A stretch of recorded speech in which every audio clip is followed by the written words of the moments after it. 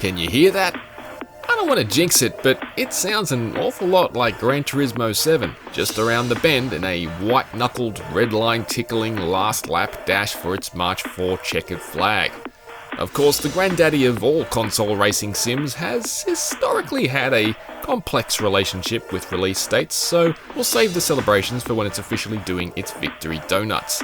However, series creator Kazunori Yamauchi and Sony have just popped the hood for a new and lengthy deep dive on what we can expect from GT7, so let's take a look at some of the new things we've learned.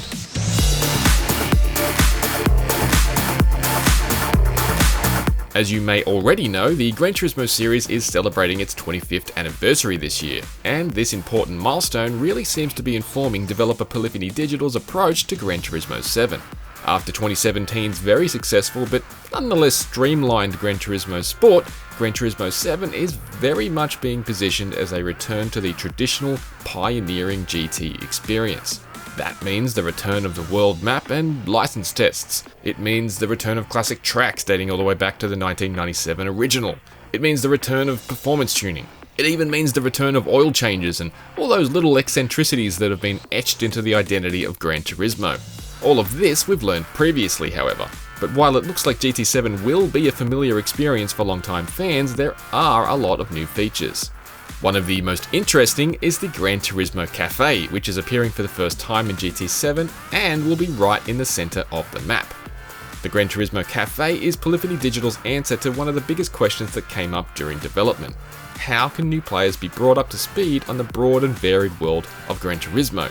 It's a question only complicated by the way car culture has faded to a degree since the 90s. The Gran Turismo Cafe is designed to deepen a player's understanding of the enormous world of Gran Turismo and the automotive culture to which it's dedicated, via a series of driving challenges assigned by the cafe's so-called menu books. Yamauchi explains that each time a menu book is completed, we'll be able to listen to the cafe owner explain the history and culture behind the cars highlighted in that menu book.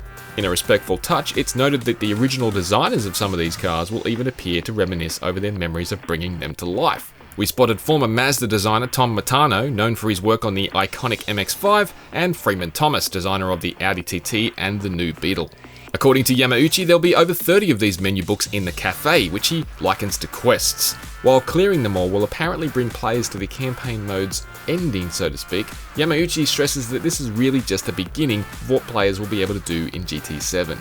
While the Gran Turismo Cafe sounds very interesting, there are some slightly more idiosyncratic new features that have been extensively discussed relating to music. Music has always played a vital role in the GT series, and GT7 is set to include the biggest library of music ever, with over 300 tracks from over 75 artists.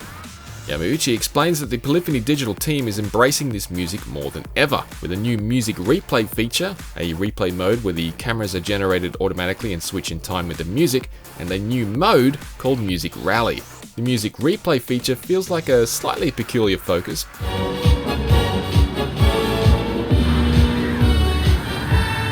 but the Music Rally mode is Polyphony Digital's solution for what the team believes has been a long-time dilemma that GT players have juggled in the past regarding music, balancing a desire to hear the background music with the need to hear the engine and the tyres when trying to focus on serious racing.